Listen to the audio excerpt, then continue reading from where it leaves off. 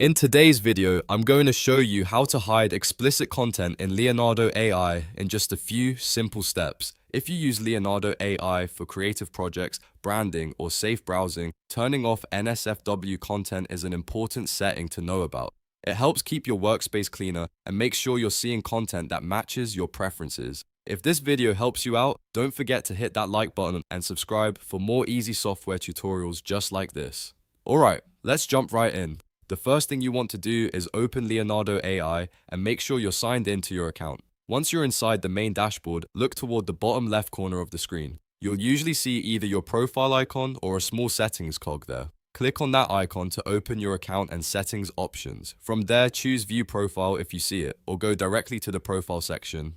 This is where Leonardo AI keeps your personal account controls, including content preferences.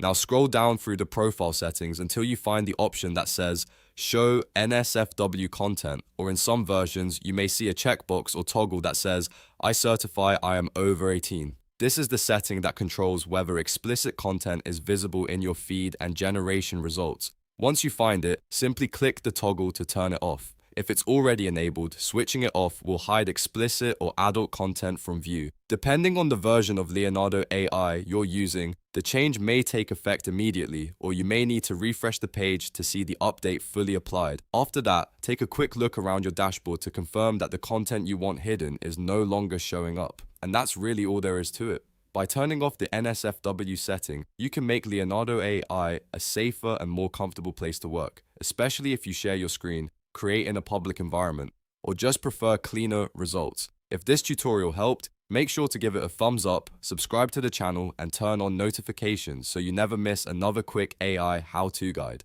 Thanks for watching, and I'll see you in the next one.